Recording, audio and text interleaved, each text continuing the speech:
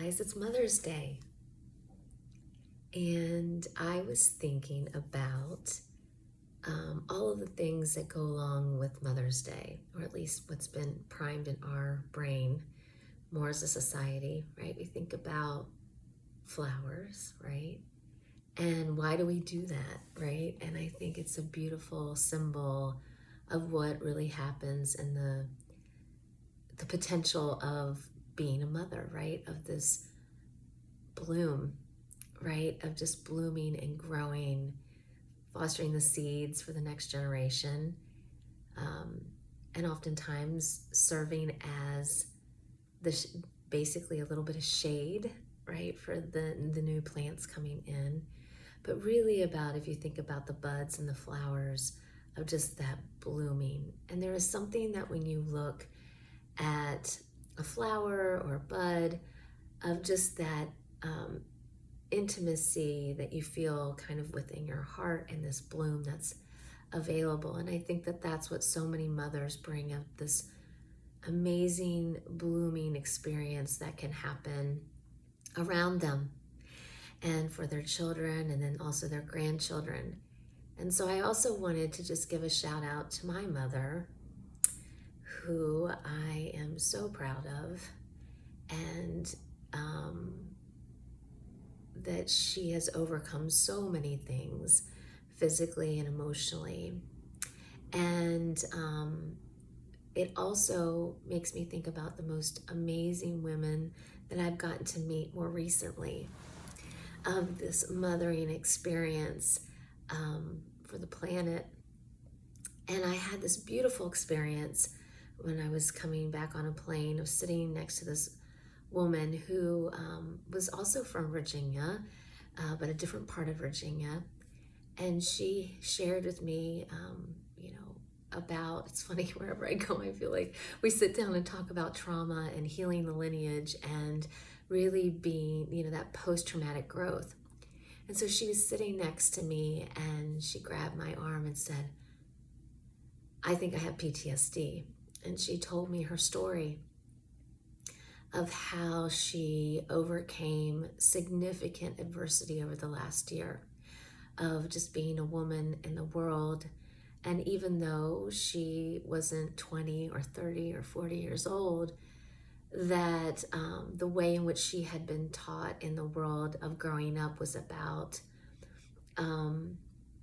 unfortunately, abuse. And how she had, even as she had raised her children in such a beautiful way, and they were grown, that even when she needed such good support later on with this significant situation that happened, that she is rebuilding her life.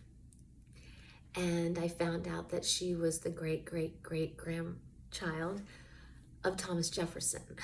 And I was like, oh, okay. So this is why my flight was changed. And I'm sitting next to her, living, listening to her beautiful story that she's been living and coming out of it on the other end. And I think about this beautiful experience that's on this earth, of us blooming and growing and fostering resilience and inspiration for other people, and of her getting out of a pattern. It wasn't just one or two things, it was a pattern, to where she was able to get out and be in a safe, loving, and even her house is being rebuilt because of some things that happened, and she's going to have a new home now, which is beautiful, and her manifesting that.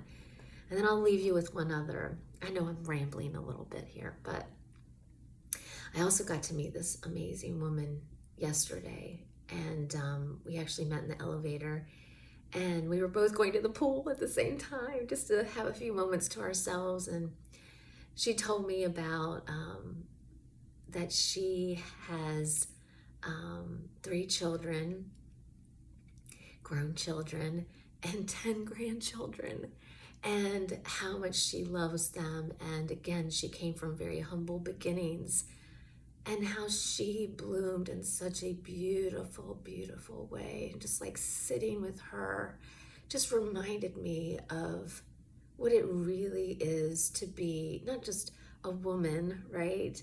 of us sharing and caring and loving and inspiring one another.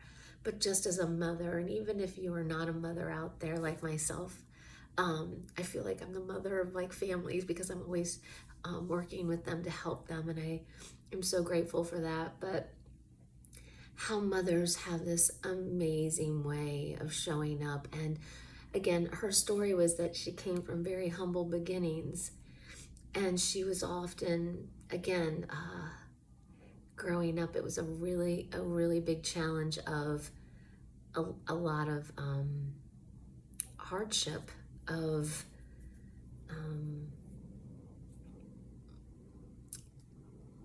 mother being very strict, and her growing into this mother of, instead of fear and strictness, of love for her children, and they're grown and living their best lives, and they are so successful and resilient. And you know, we talk about abundance, it's not really about money as much as it is about all the things that they're bringing into their lives, and this abundance of love in her family, and how she intentionally built that as the next generation. And she was so clear about what she wasn't willing to do anymore in her life, and the love that she also wants to receive. And I just sat in awe of her yesterday as she showed me the picture of her children and grandchildren, of what a beautiful experience it is to just be a human, but more importantly, to have these beautiful mothers who maybe they didn't have the easiest time coming into this world, but they chose to come in and love their children, love this planet in such an amazing, upregulated, upgraded way, right? So I just want to give a shout out to all the moms out there. And if for some reason you are struggling this Mother's Day, please know that there's more blooms on that plant. You can change, you can bloom, you can provide shade, you can provide water, the nourishment that maybe you've never had, or maybe you've never known. And you can rebuild that, change that. It's a new day, new bloom. All right, guys, until next time, take care. Happy Mother's Day.